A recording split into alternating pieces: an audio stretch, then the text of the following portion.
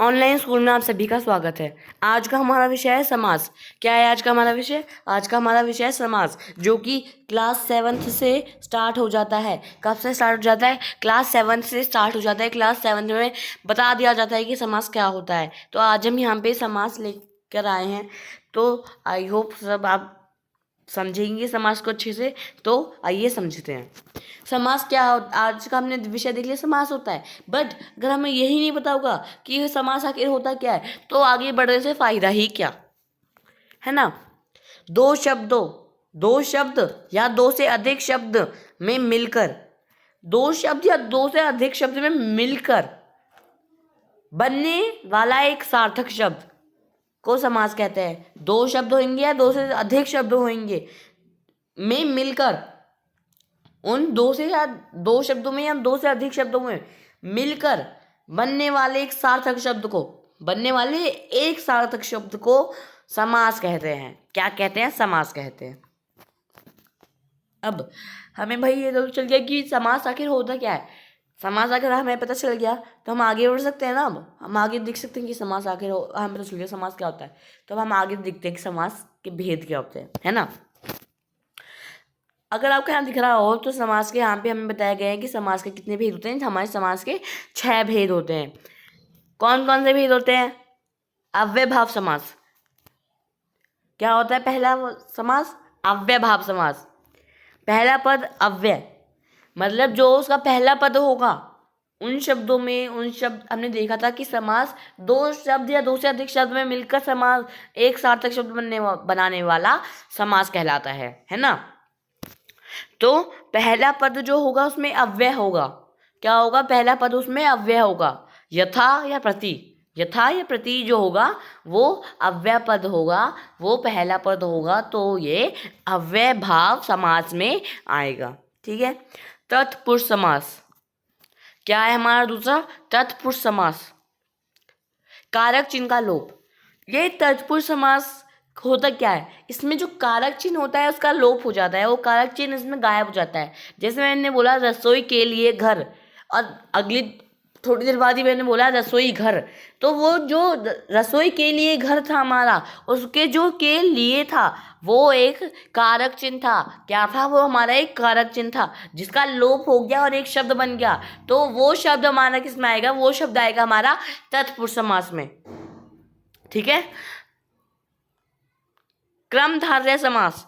पहला पद विशेषण उपमा। क्रमधारी समास क्या होता है? जिसमें पहला शब्द क्या होता है?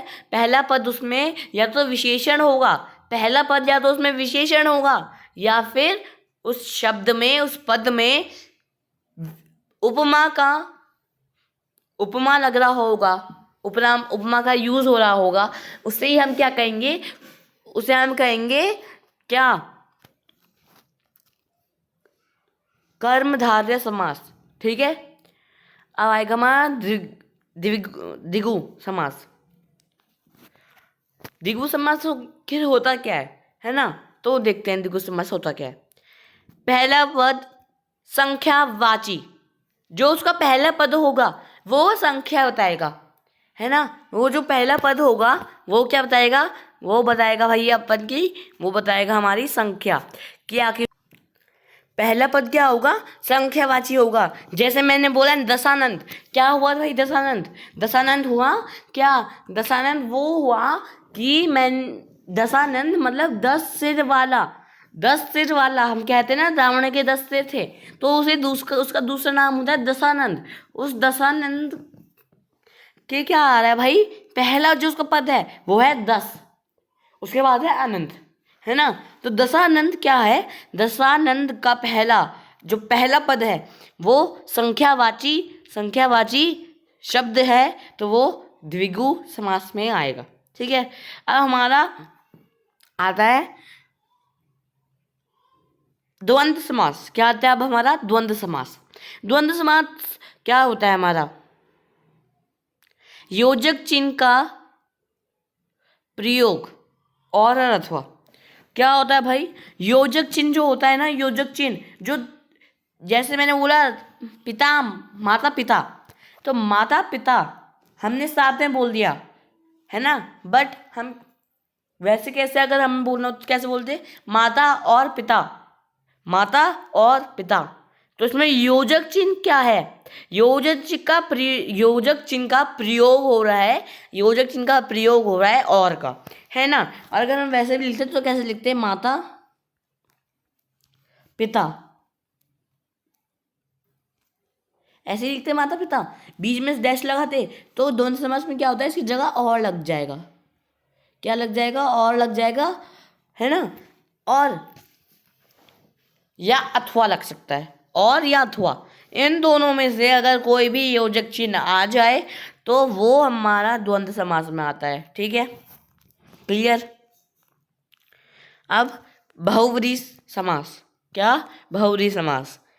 अन्य पद का प्रयोग,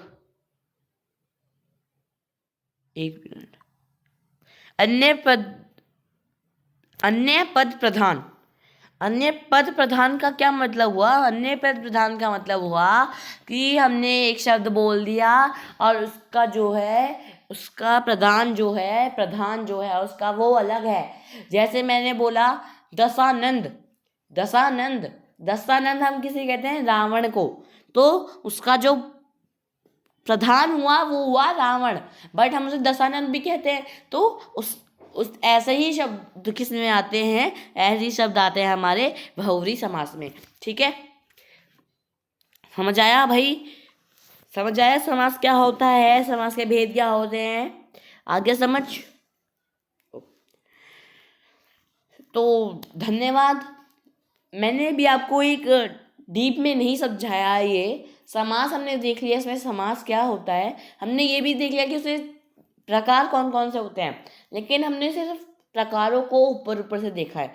जब हमारी नेक्स्ट वीडियो आएगी तो हम अगली वीडियो में हम क्या करेंगे? समास के ही भेदों को और एक्सपेंडेड फॉर्म में पढ़ेंगे, डीप में पढ़ेंगे।